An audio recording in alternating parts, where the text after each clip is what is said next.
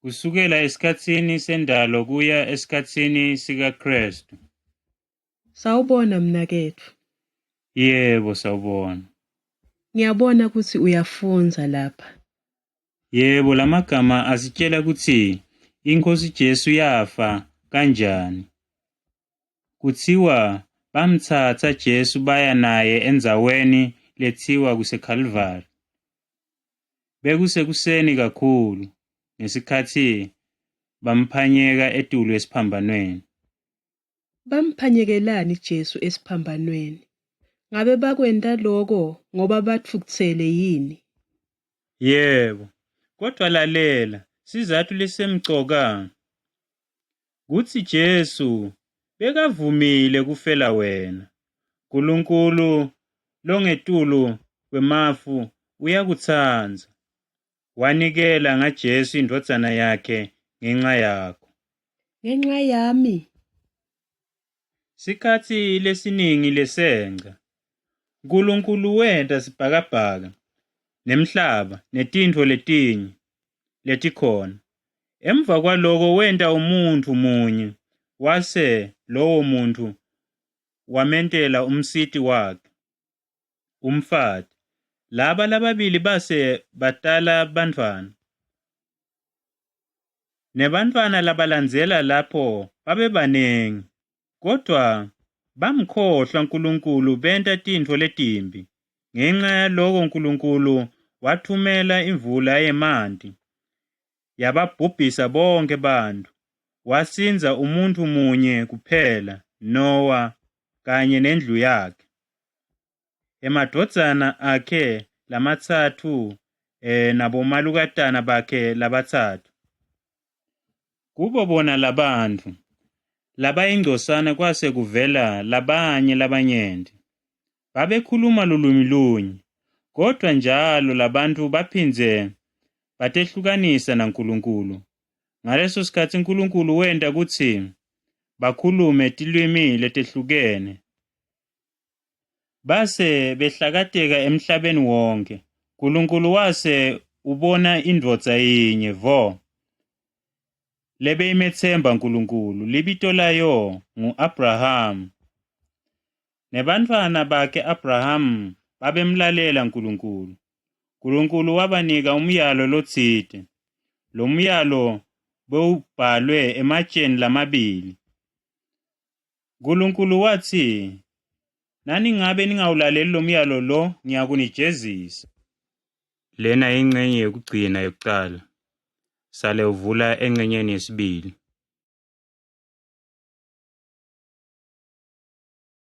Lena ingcenye yesibili. Vula-ke kusayidi lesibili. Lona ngumyalo waNkulunkulu. Nkulunkulu watsi, mina nginguNkulunkulu kude lomunye. Ningakhonti labanye bonkulunkulu. Ningabati tithombe bese nitikhotsamela kube nitikhonde. Ningaliphatsi ngelite ligama laNkulunkulu.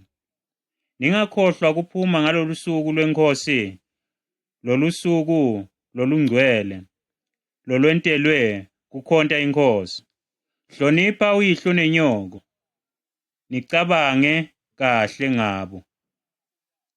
Ningabulali, ningaphingi, ningebi, ningacambeli emanga labanye bantu. Ningafisi kutsatsa intfo lengesiyo yena. Inhlitiyo yami ingitshela ukuthi lo myalo muhle. Ngabe bantfu bayawulalela yini? Cha, kubuhlungu ukuthi bantfu bayawephula kunjalo lo myalo waNkulunkulu. Tonke tive tiwephulile umyalo waNkulunkulu. Mine nawe futhi siwephulile umyalo waNkulunkulu. Kodwa-ke noko Nkulunkulu uyasitsanza. Akatsanzi ukuthi siye endzaweni yekubhujiswa. Wasinikelela ngaJesu. Jesu wafa ngobe tsine asilalelanga umyalo waNkulunkulu. Kodwa-ke akagcinanga ethuneni. Wabuye wavuka, waphila manje ngobe wavuswa. Amen. Uyaphila manje ngobe wavuka. Emuva kwesikhashana wenyukela ezulwini ukulungisa indzawo yalabo labathethelelwe tono tabo. Kepha ngingenta kanjani ukuthi ngibe ngilomunye walabo labathethelelwe tono tabo? Sibahlobo bakhe nangabe simlalela Jesu, siyekela tono tethu. Nangabe sitivuma tono tethu, Jesu utasigeza ngengati yakhe, ngobe wafela kube atsatse sijeziso sethu. Khuluma na Jesu onke malanga, ulalele emavi akhe, mlandzele njalo Jesu. Amen. Yonke into enhle isenzo sakho Nkosi, nezimangaliso zenziwe nguwe Nkosi. Imbali eqhakazayo, inyoni ehlabelelela, nguwena wezimbala namaphikwana azo. Yonke into enhle isenzo sakho Nkosi, nezimangaliso zenziwe nguwe Nkosi.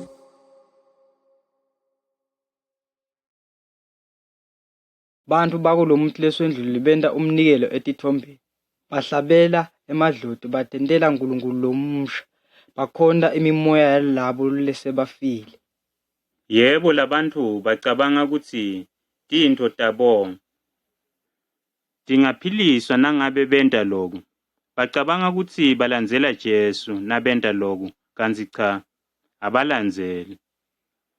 Abacondzi kutsi nabakhonta letithombe balandzela Satani. Bantu labanyenti benta tithombe. Bantu labanenti bentela tithombe umnikelo, kepha loku akubasiti ngalutho. Ngesikhatsi nathi sisengakalicondzi liciniso ngaJesu, indlela lengiyona yona, besikwenta loku natsi kuhlabela tithombe. Kepha-ke manje sesiyati kutsi nguyiphi indlela lefanele simkhonte ngayo Nkulunkulu. Sesikholwe indodzana yakhe Jesu Kristu. Nangabe sihlangana nebulikhuni, siyathandaza kuye yena bese uyasisita. Yena ungumnini mandla onke, nguye lwadala umhlaba, nguye futhi lowenta konke lokukhona emhlabeni. Leli liciniso leligcwele. Embi kokuba Nkulunkulu ente umhlaba, wacale wenta tithunywa takhe, tingelozi, tithunywa netisebenti, kutsi tihlale naye. Tatitihle kakhulu. Ingelosi lenkulu kunato tonke bekunguLucifer. Emuva kwesikhatsi Lucifer wafikelwa kudati wase uphenduka sitsa saNkulunkulu. Netingilosi letinyenti tamlandzela. Tinhlitiyo tato tagucuka taba timbi tase tiba ngemadimoni. Ngaleso sikhatsi Nkulunkulu waligucula libito la Lucifer laba nguSathane. Sathane uyamenyanya Nkulunkulu ngobe Nkulunkulu akabhekani nebubi. Sathane utama kusikhohlisa asuse Nkulunkulu. Ukhohlisa abantu ukuthi kulungile nje bakhonte tithombe, bagcoke netingubo temadimoni, futhi uyabakhohlisa abatshele ukuthi labafile bakhona edude nemoya. Kepha letintfo leti atisilo liciniso. Lolaka lwaNkulunkulu lukhulu kabi endzabeni yekukhonta tithombe nemisebenti yaSathane. Lolaka lwakhe futhi lusetikwethu uma silandzela Sathane. Nasifa siyawuhamba na Sathane uma simlandzela. Lena ingcenye yokuqala yekugcina. Lalela ingcenye yesibili.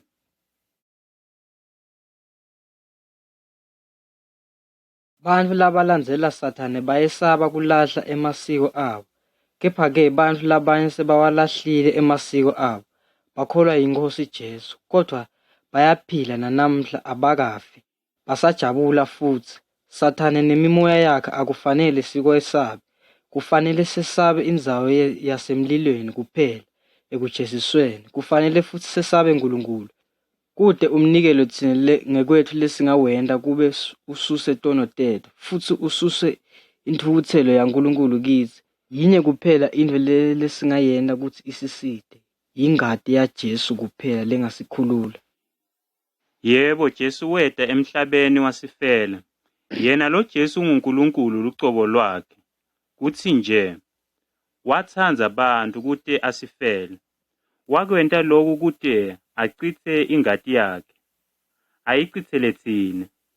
Nguye yedwa longageza tono tethu ngengati yakhe.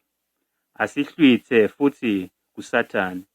Uma sishiya tindlela tethu letimbi, simethemba Jesu yena yedwa. Utasihlanta etonweni, bese inthukuthelo yaNkulunkulu isuka kithi. Jesu wenda intfo lemangalisayo ngesikhatsi asifela esiphambanweni. Ngiyajabula mina ukuthi ngakholwa nguye, tono tami tathethelela. Jesu uhlala nathi asivikele njalo.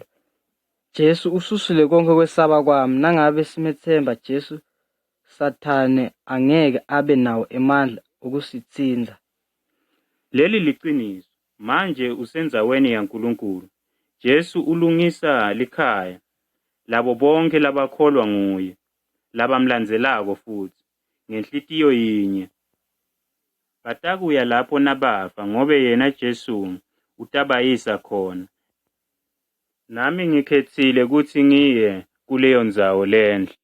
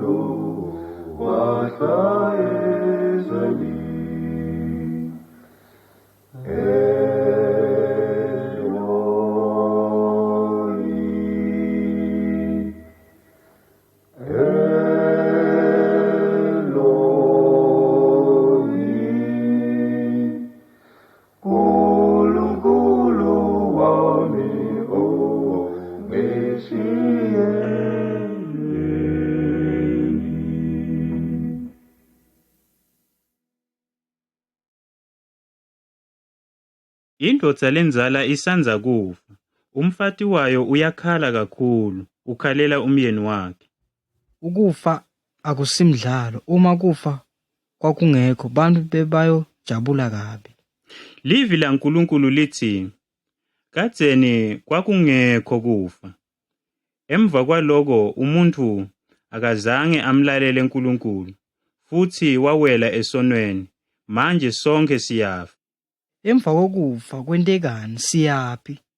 Livi laNkulunkulu lisitshela kutsi kukhona tindzawo letimbili, lizulu noma esihoko.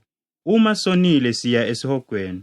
Esihogweni akukho kujabula, kukhona ukwesaba nekuhlupheka. Njalo, kude longaphunyuka kuko. Kungani ukuthi bantu baye esihogweni? Ingoba bengamkhonti uNkulunkulu, bebabi, bekhuluma emanga, bethukuthela, benenzondo, futhi bengamlaleli uNkulunkulu nemiyalo yakhe. Lababi ngeke baye ezulwini bayohlala naNkulunkulu ngoba abakholwa livi lakhe futhi abamlandzeli. Emva kokufa ngeke yini sitawule ngokusha na? Cha, livi laNkulunkulu lithi bantu baya etindzaweni letimbili uma befa, siya ezulwini noma esihogweni. Maye mhlobo wami kubi, labanye bathi ezulwini kude lesiyakudla. Akunjalo, livi laNkulunkulu lisitshela kuthi ezulwini indzawo yekujabula, akukho kwesaba, ayikho indlala nesono nekufa nebuhlungu nekuhlupheka nemadimoni. Kukhona lokuhle, kukhona injabulo nekulunga nekuhlanteka sonke isikhathi. Hawu, kuyamangalisa, ingabe labalungile bayaya lena na? Yebo, lithi livi laNkulunkulu kude lolungile namunye lena. Uma kunjalo kumele sonke siye esihogweni, singaphepha njani na? Uma uNkulunkulu angasisithi akekho longaphepha, uNkulunkulu uyasithanda, akafuni kube siye esihogweni. Wathumela indodana yakhe ukutosisita lapha emhlabeni. Jesu wafela tono tethu. Emuva kwetinsuku letintathu wavuka. Manje angasisinzisa etonweni tethu nasesihogweni. Livi laNkulunkulu lithi, kholwa iNkosi Jesu, khona utakusinziswa. uNkulunkulu utakuthethelela tono takho akuphe injabulo enhlitiyweni bese umlandzela. Kutakuthi uma ufa uye ezulwini, ngeke ujabe futhi ukhale khona. Awuyuba nabo buhlungu nendlala, uyakuba nekujabula kwaphakade. Lapho umoya ufisa ukuye ekhaya lethu ezulwini, ngena nawe ujabule ngoba ayikho injabuliso.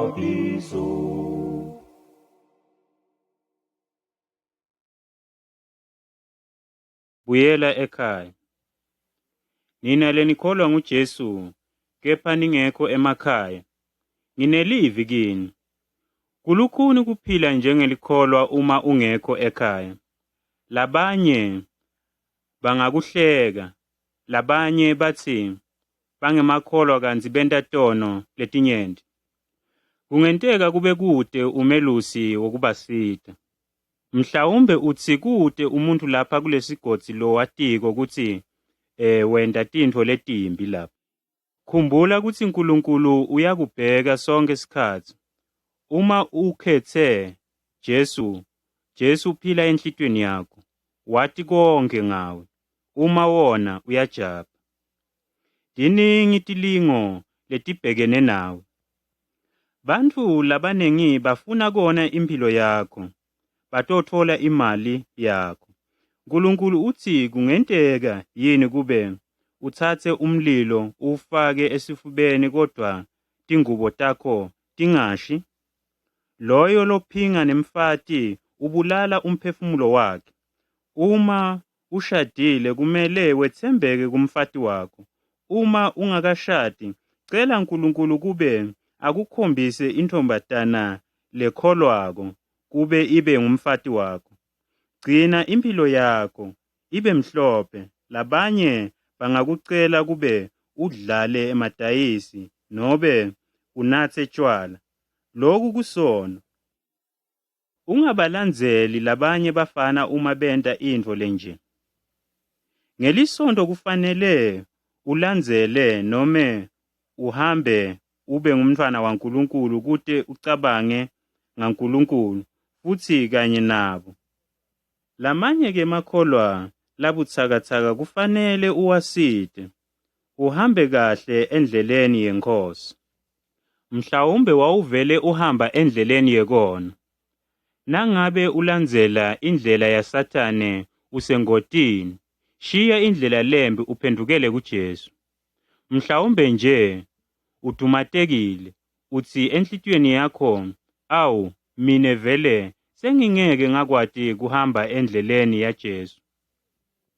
Angisiye umuntu loqinile. Khumbula noma kunjalo Jesu usakutsandza. Ufuna ubuyele kuye.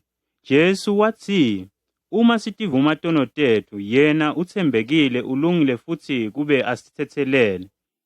Asigeze kuwo konke lokubi. Jesu wati kahle nje kuthi wena ubuthakathaka.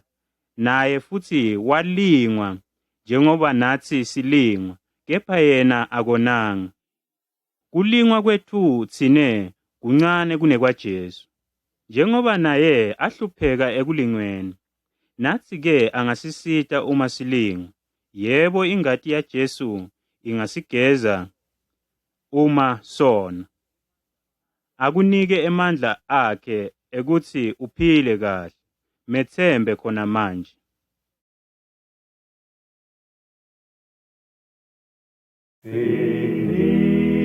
Singikuswele zonke insuku, ilizwi lakho lodwa linokuthula.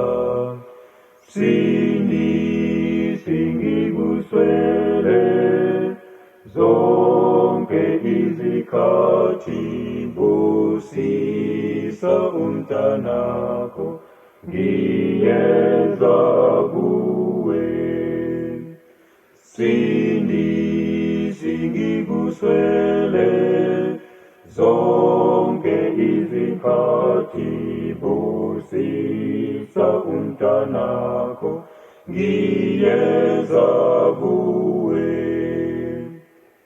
Ngiyakudinga Nkosi, uhlale nami, ziyize izilimo nxa useduze.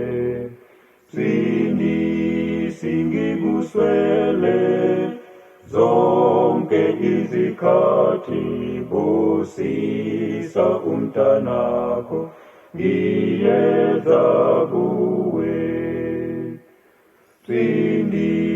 Singikuswele zonke izikhathi, busisa umntanakho ngiyeza kuwe. Ngiyakudinga njalo senginosizi, ungekho ngohluleka ma ungisize. Singikuswele zonke izikhathi, busisa umntanakho ngiyeza kuwe. Singikuswele zonke izikhathi, busisa umntanakho ngiyeza kuwe.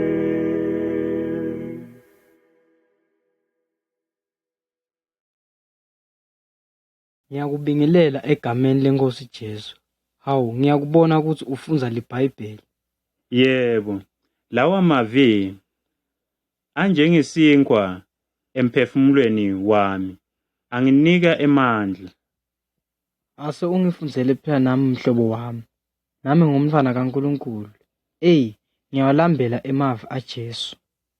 Yibani nemusa, lomunye kulomunye, ngeluthandwe lobuzalwane, ngekuhlonipha, nishaye sengathi bakhulu kunani. Ningavilaphi emsebentini, nibe mnene emoyeni. Nikhonte iNkosi, nithokote ethembeni, nibeketele ekuhluphekeni. Nichubeke njalo emthandazweni, ninikele nje ngokwetidzingo talabangcwele. Tsandzani titsa tenu, nibabusise labanihluphako. Ningaphinziseli umuntu lokubi ngalokubi. Yentani konke lokuhle nasemehlweni ebantu. Ninganqotshwa, kodwa ninqobe lokubi ngalokuhle. Jesu wathi, ningibitelani ngekuthi Nkosi, Nkosi, kodwa ningenti tintfo lenginitshele tona. Kodwa mngani, lamavi aJesu aphakeme kakhulu. Uma ngiweva ngiyesaba ngoba ngiyati ukuthi angiwagcini. Kungenteka yini ukuba uwagcine? Ngumbuto lomuhle lo. Emavi akhe angeke awagcine, kuphela nguJesu longawagcina.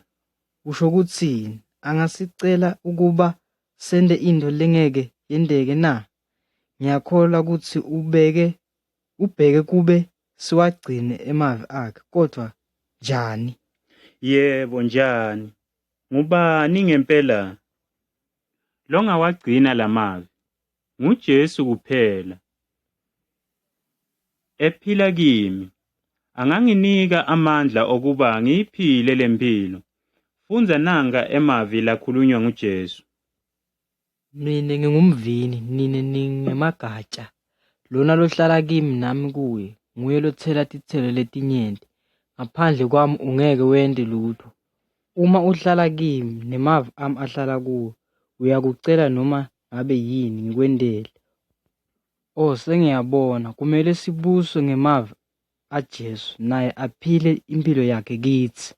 Yebo, kumele simvumele asibuse. Noma-ke sidinga noma yini, utasentela yena. Ucebile kubo bonke lababita ligama lakhe. Lena ingcenye yokuqala. Lalela ingcenye yesibili.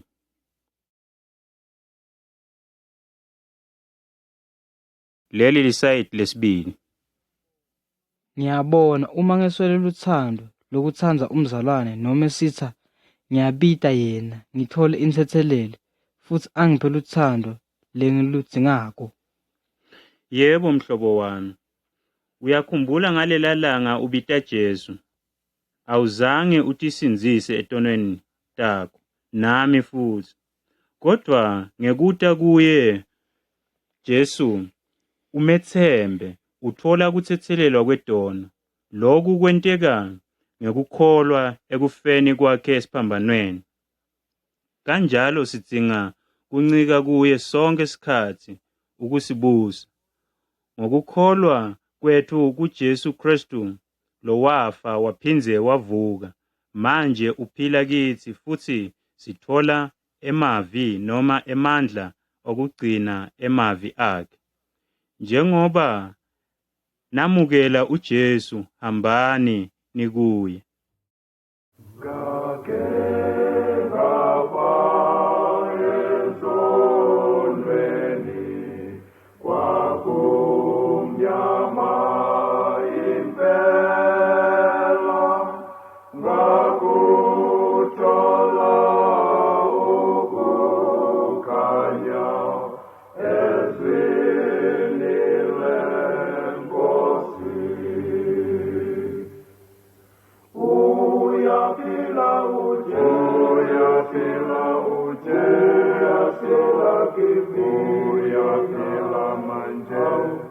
Kuyisimanga lokhu uJesu phila kimi.